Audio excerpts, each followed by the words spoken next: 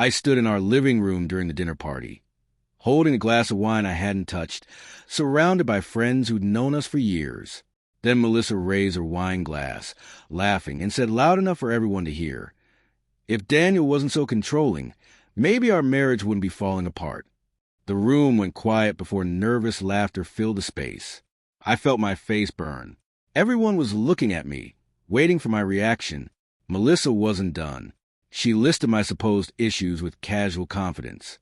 I was emotionally distant, she said, paranoid about money, obsessive about tracking her spending, controlling about her friendships, cold, the kind of husband who made intimacy feel like a business transaction.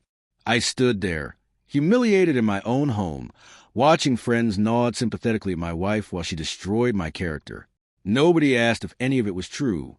That night, after everyone left and Melissa went to bed without speaking to me, I walked into my home office and opened a folder I'd been quietly building for 6 months. Bank statements, credit card bills, hotel receipts, phone records, everything organized chronologically, highlighted, cross-referenced. Over the following weeks, Melissa told everyone in our lives that I was a problem. She told her parents I was monitoring her spending obsessively, questioning where she went, isolating her from friends and family. She called my sister crying, saying she was scared of my controlling behavior. My sister called me immediately, voice tight with concern. "Daniel, what's going on? Melissa says you're tracking her every move." I tried to explain I'd only asked about unusual charges on our joint account, but my sister cut me off. "Maybe you need to talk to someone. This level of suspicion isn't healthy." Text messages started coming from mutual friends. "Hey man, are you okay? Heard things are tough." Everyone was treating me like I was having a breakdown. What none of them knew was that I wasn't controlling or paranoid. I was tracking unexplained withdrawals from our joint account. Large ones. Recurring ones. Another large transfer hit our account that week. $5,000. Moved to an account I didn't recognize.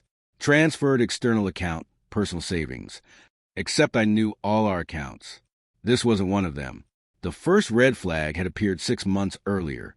I'd been reviewing our joint credit card statement when I noticed a recurring charge I didn't recognize. Harborview Boutique Hotel. Downtown. $300. The charge appeared 4 times over 2 months, always on weeknights. I'd asked Melissa about it casually over dinner. "Hey, I saw some hotel charges. The Harborview downtown. What were those for?" She'd barely looked up from her phone. Work meetings. Clients prefer meeting at hotels sometimes. More private than coffee shops. It made sense on the surface. But something about her answer felt too quick. And 4 separate hotel meetings in 2 months seemed excessive. I'd let it go at the time. Then I noticed something else. The dates of the hotel charges aligned perfectly with nights Melissa had told me she was attending networking events. Evenings when she'd come home late, smelling of wine. That weekend, I requested detailed statements from the bank for the past year. All accounts, all cards, everything. When the bank statements arrived, I spent Saturday afternoon going through them while Melissa was out. What I found made my stomach drop. The hotel charges went back nearly a year, sometimes twice a month. That evening, I asked her about it more directly. "Melissa, I've been looking at our finances, and I'm seeing a lot of hotel charges. Can we talk about what those are for?" Her reaction was immediate. Her face crumpled, tears appearing instantly. "Are you seriously interrogating me? About work expenses? Do you not trust me?" I tried to explain I was just trying to understand our spending, but she was already defensive. "This is exactly what I'm talking about. You're always snooping, always questioning, always assuming I'm doing something wrong. It's suffocating, Daniel." She called her parents that night. I heard her in the bedroom, voice shaking. "He's going through all our bank statements like I'm a criminal. He doesn't trust me at all." Her father called me the next day, voice cold. "Daniel, my daughter doesn't need you tracking her every move like she's a teenager. This insecurity isn't healthy." After that conversation, I made a decision. I stopped confronting Melissa. Instead, I started documenting everything. 3 weeks later, I was organizing our filing cabinet when I found a credit card statement from a card I'd never seen before.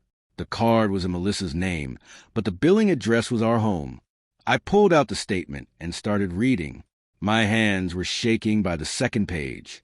Over $28,000 in charges over 18 months. Restaurants I'd never been to. High-end boutiques. Spa services. Hotel charges. Jewelry purchases. Travel expenses to cities Melissa had never mentioned. The monthly payments were coming from our joint checking account. Automatic transfers, $500 a month, labeled as credit card payment. I'd been paying off her secret spending without knowing it. I photographed every page. Then I went through our joint account history and found all the payments going back nearly 2 years. I created a spreadsheet tracking every charge. One transaction stood out, a jewelry purchase from an upscale boutique for $1,000. 3 months ago, I'd never seen Melissa wearing any new jewelry. So where was it? Our anniversary fell on a Thursday. Melissa posted a photo of us from our wedding on social media with a long caption about fighting for love through difficult times. Friends commented with heart emojis. That same night, she told me she had to work late. A client emergency. She'd be home by 10 at the latest. She kissed my cheek and left around 6. I sat looking at her social media post about fighting for our marriage and felt something cold settle in my chest. I pulled up our bank statements, checked the hotel charges again, the harbor view. I logged into the hidden credit card account. There, penny for today's date, was another hotel charge, $300. I sat there for 10 minutes, trying to convince myself there was an innocent explanation. Then I grabbed my keys and drove downtown. The Harbor View was a boutique hotel with a romantic rooftop bar, not the kind of place you booked for a business meeting. I parked across the street and waited. The parking garage was attached to the hotel. I drove in slowly, scanning the levels. On the 3rd floor, I found Melissa's silver Honda, parked in a corner spot. I pulled into a space where I could see her car, but wouldn't be visible. Then I sat there, engine off, heart pounding. Part of me wanted to confront whatever was happening, but I needed proof. I pulled out my phone and took photos. Her license plate, the parking ticket on her dashboard showing entry time, 6:24 p.m., the parking level. I made sure each photo was time-stamped. Then I drove home and waited. Melissa came home at 11:30 p.m., 3.5 hours late. She looked tired, hair messy, makeup faded. She said the client meeting had run long. I nodded and asked how it went. She said, fine, exhausting. She was going to bed. She kissed my forehead and disappeared into our bedroom. The next morning, she told my sister I'd been emotionally abusive. My sister called me, voice tight with judgment. Melissa called me crying. She says living with you feels like walking on eggshells. What's going on? Over the next 2 weeks, Melissa's campaign intensified. She told mutual friends I scared her when I got quiet, that my silence was intimidation. She painted my normal personality, I'd always been reserved, as something sinister. At a barbecue at our friend Kyle's house, I overheard her talking to a group of wives. He just stares at me sometimes, not saying anything, just watching. It's unnerving. The women made sympathetic noises. One hugged Melissa. Another glared at me like I was a monster. I realized what she was doing. She was setting a narrative, building a story where I was a villain. If our marriage collapsed, if I tried to tell anyone what I discovered, I'd already be painted as a controlling, abusive husband. Nobody would believe me. That night, I made an appointment with a divorce attorney. I didn't tell anyone. I just quietly called a lawyer who'd been recommended by a colleague. The appointment was scheduled for the following Tuesday. Melissa thought I was going to the gym. The attorney's name was Thomas Bradford.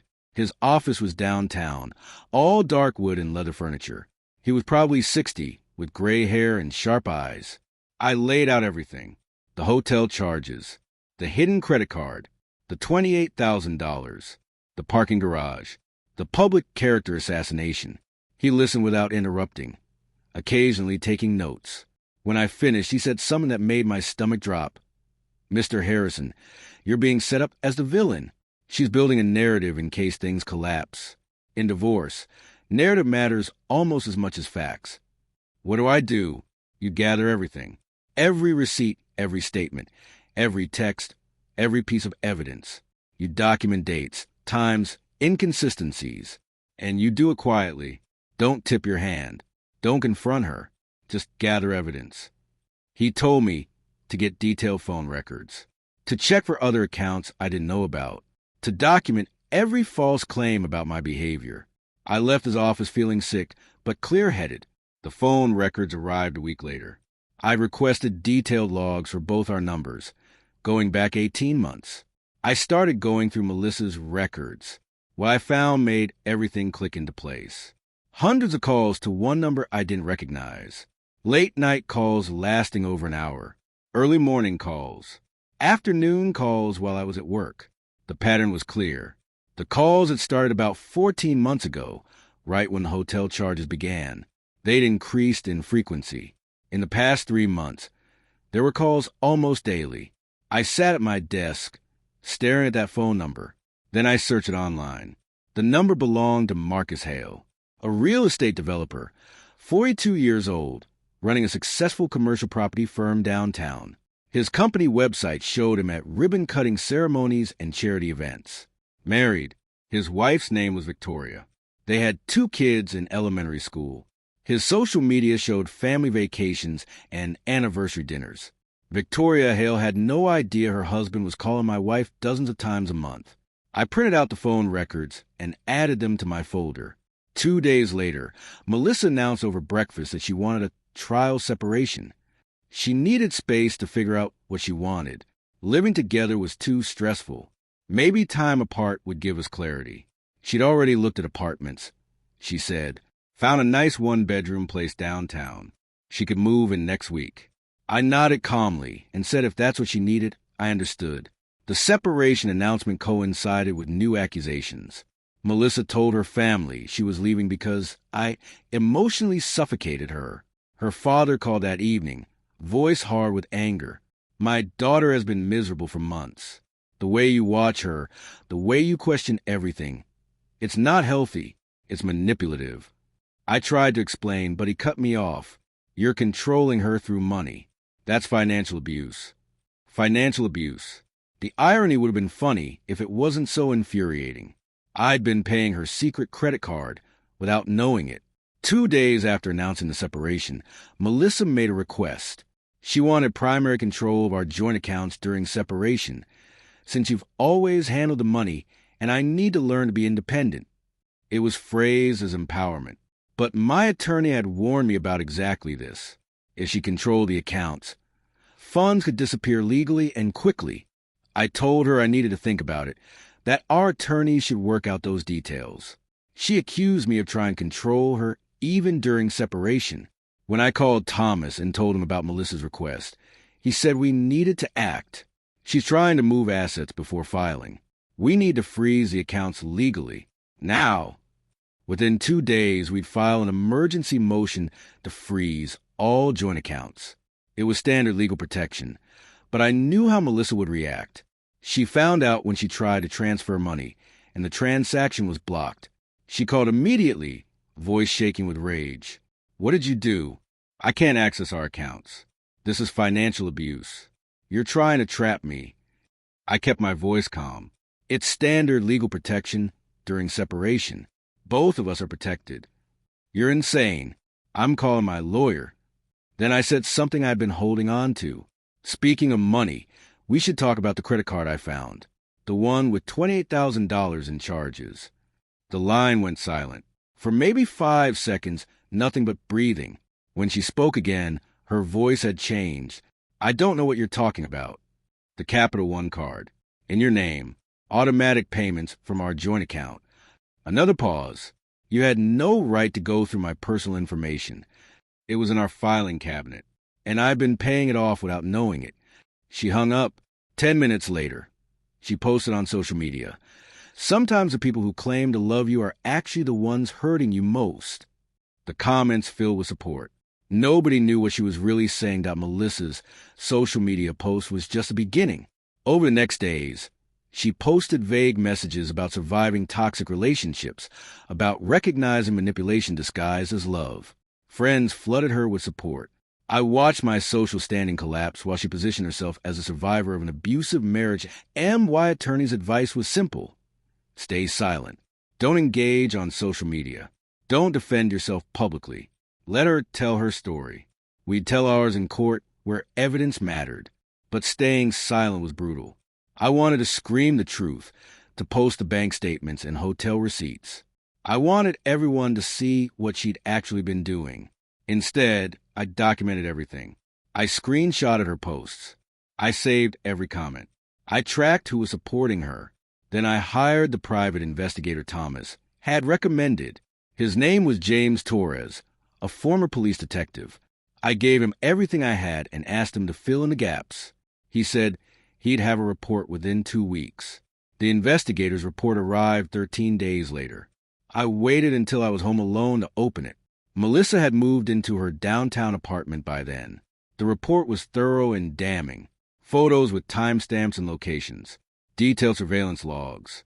Credit card receipts cross-referenced with dates. The photos showed Melissa and Marcus entering the Harborview Hotel together on 3 separate occasions. They showed them having dinner at upscale restaurants. They showed Marcus's car parked outside Melissa's apartment overnight. But the most damning photo was a close-up of Marcus's wrist. He was wearing a distinctive men's watch, platinum with a black face and diamond markers, the kind that cost several $1,000s. I pulled up the hidden credit card statement and found the jewelry purchase. For $1,000 at an upscale boutique downtown, she bought her affair partner a $4,000 watch with money from our joint account. The investigation included more than photos. James had done financial analysis, tracking Marcus's business expenses. Marcus had been reimbursing some of Melissa's spending through his company, disguising personal expenses as business costs. Dinners were labeled client entertainment. Hotels were business accommodation. He'd been helping her hide the affair by funneling money through his business accounts. But Marcus's company was under audit. The IRS was reviewing his business expenses for the past 3 years. Those fraudulent reimbursements would be part of that review. When I showed Thomas the investigation report, he smiled for the first time. This changes everything. Financial crossover in an affair, business fraud, documented deception. This has legal implications beyond divorce. He explained that Melissa's spending could be classified as marital waste, using joint assets for an affair. That Marcus's involvement created a paper trail of misconduct, that the photos and financial records would destroy any sympathy narrative she'd built. She painted you as controlling, Thomas said, but you were responding to real financial infidelity. That's not paranoia. That's reasonable concern. Any judge will see the difference. He recommended we file for divorce first, controlling the narrative from the start. We filed for divorce on a Wednesday morning. Thomas submitted the paperwork with detailed financial disclosure, including evidence of the hidden credit card, the affair-related spending, and the hotel charges. I requested equitable distribution with reimbursement for marital waste. I didn't ask for alimony. We'd both been working. I just wanted what was fair. Melissa was served at her apartment that afternoon. She called that evening, voice shaking with rage. You file for divorce? You're citing adultery? You're trying to destroy me. I'm citing facts supported by evidence. She hung up and called her attorney. 2 days later, her attorney responded with a counterfiling. Melissa was requesting alimony, claiming she'd sacrificed her career to support my advancement. She cited emotional cruelty and financial abuse. Her filing included character statements from her parents and friends, all describing me as cold, controlling, manipulative. It painted a picture of a woman terrorized throughout our marriage. Thomas read through it grimly. This is aggressive. She's not going to settle easily. We need to be prepared for a fight. Do we have enough evidence? We have more than enough. We have a paper trail that proves everything she's denying. The mediation was scheduled for 3 weeks later. Melissa sat on one side with her attorney, a sharp-looking woman named Patricia Hayes.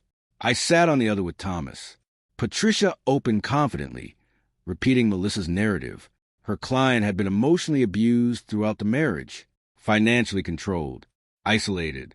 She was requesting alimony, a larger share of assets, and therapy cost reimbursement. Thomas listened without interrupting. When Patricia finished, he nodded and said, I understand.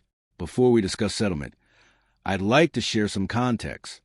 He slid a thick binder across the table. Patricia opened it, and I watched her face change as she flipped through pages. Bank records showing the hidden credit card. Hotel receipts cross-referenced with dates. Phone records showing hundreds of calls to Marcus. The photos were in the back.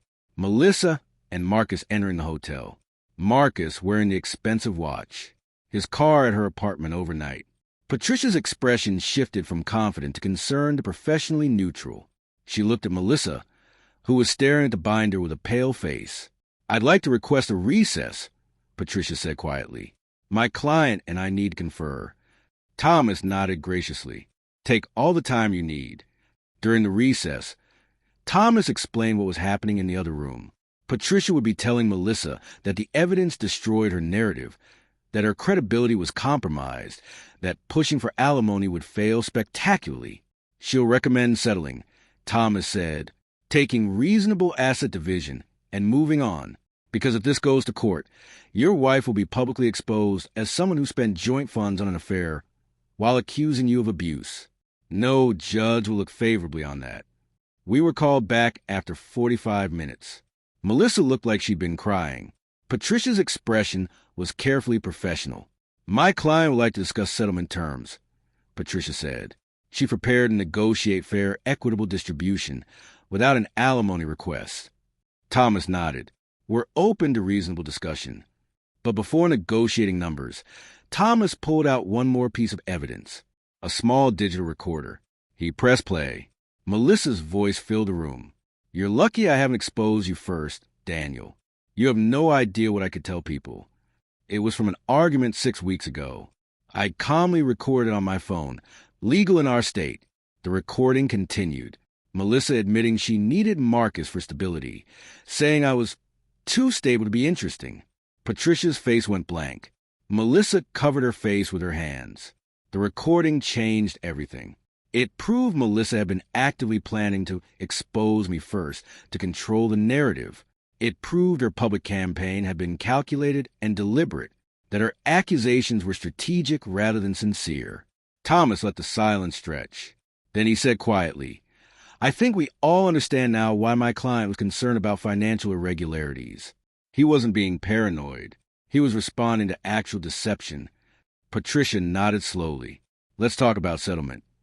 The negotiation took 2 hours. Melissa dropped all alimony requests. She agreed to straightforward equitable division, 50-50 split of joint property, but she had to reimburse me for the marital waste. The $28,000 spent on the hidden credit card, that money would come from her portion of the settlement. She also agreed to confidentiality, meaning neither of us would discuss the divorce publicly or disparage each other. Thomas insisted on one more thing, a factual acknowledgement in court documents, a stipulation that significant marital funds had been spent without the other spouse's knowledge, constituting grounds for divorce. Melissa signed everything with shaking hands. While our divorce was being finalized, Marcus's life fell apart. The investigation into his company's finances uncovered the fraudulent business expenses, including reimbursements to Melissa disguised as client entertainment. His company placed him on administrative leave. His wife, Victoria, discovered the affair during the financial review when investigators questioned her about expenses on their joint cards. Victoria filed for divorce within weeks. Unlike Melissa, she had actual grounds to claim financial abuse and misconduct. Marcus's fraudulent expenses had put their family's finances at risk. Through mutual connections, I heard Marcus lost several major clients when word got out. His reputation, built over 15 years, crumbled in months. Melissa called me one evening, 3 weeks before our divorce was finalized. I almost didn't answer. She was crying, real crying. "Daniel, I'm so sorry. I'm so sorry for everything. Marcus won't return my calls. His wife is suing me. I lost 3 clients. My parents barely speak to me. I listened in silence. I ruined everything," she whispered. "I ruined our marriage, my reputation, Marcus's family. And for what?" I felt tired. "I hope you figure things out, Melissa, but I can't help you anymore." I hung up gently and blocked her number. The final proceedings were brief. The judge reviewed our settlement, asked clarifying questions, and approved everything. When she noted the financial misconduct in the official record, Melissa stared at the table. The judge ordered Melissa to reimburse the marital waste funds from her asset portion. She noted that evidence demonstrated clear grounds for divorce based on financial infidelity and breakdown of trust. It was over in 30 minutes. I walked out feeling lighter than I had in months. Melissa's public narrative collapsed once word got out about the settlement terms. Court records were public. Friends who were curious could look up the filing. People started reaching out to me. Friends who believed Melissa's version began apologizing. Some were sheepish, others defensive. Kyle, who'd hosted the barbecue where Melissa badmouthed me, called directly. "Man, I'm sorry. We had no idea. She seemed so genuine. We should have asked for your side." I appreciated the apology, but I also knew people believed the story told first and loudest. Melissa had controlled the narrative. I just waited and gathered proof. The social reversal was complete within weeks. The same people who'd comforted Melissa were now sending friend requests and messages. Some wanted to explain why they believed her. Others just wanted to express support. I didn't gloat. I didn't forward court documents. When people asked directly, I simply said, "The divorce is finalized. We're both moving on." My sister called and apologized for believing Melissa without questioning it. "I should have known you better. I should have asked more questions. I'm sorry, Daniel." "It's okay," I said and meant it. She was convincing. That was the whole point. 6 months after the divorce, I heard through connections that Melissa had moved out of state, back to her hometown to live with her parents while she rebuilt her business and reputation. Her relationship with Marcus had ended as soon as his money and status disappeared. Once the affair wasn't exciting and forbidden, once it came with real consequences, it fell apart.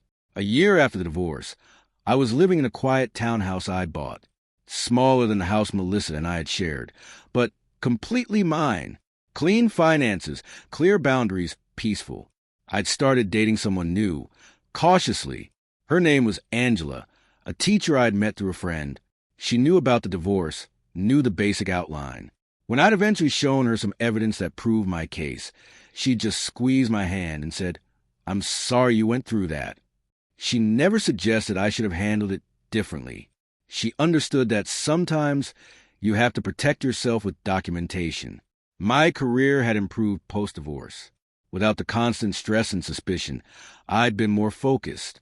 I'd gotten a promotion and taken on a project I'd been avoiding. A mutual friend ran into Melissa at a coffee shop and told me later. Melissa had tried to restart things with Marcus, but he'd moved on completely. He'd lost his business, his marriage, his reputation. The last thing he wanted was reminders of the affair. Melissa had told a friend she regretted everything. The friend asked if that meant she regretted hurting me. She said she regretted losing the life you built together. The friend told me, "Not hurting you, just losing the stability." That told me everything. Melissa didn't regret the betrayal. She regretted the consequences. 2 years after our divorce, I received a wedding invitation. My sister was getting married with a handwritten note. "Thank you for teaching me what real integrity looks like. I hope you'll celebrate with us." At the reception, several people who'd known Melissa and me approached to say they were glad I'd found happiness with Angela. One older couple, friends of my parents, pulled me aside. "We always thought Melissa was trouble," the wife said quietly. "Too charming, you know? The kind that's performing. We're glad you got out." I thanked them but didn't elaborate. The truth was, I didn't think about Melissa much anymore. She'd become a closed chapter, a lesson about trusting instincts and protecting myself. Angela and I danced at the reception.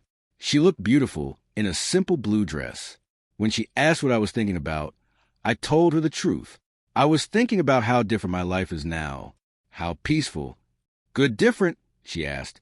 "Very good different." Melissa told everyone I was a problem. She built a narrative where I was controlling, paranoid, emotionally abusive.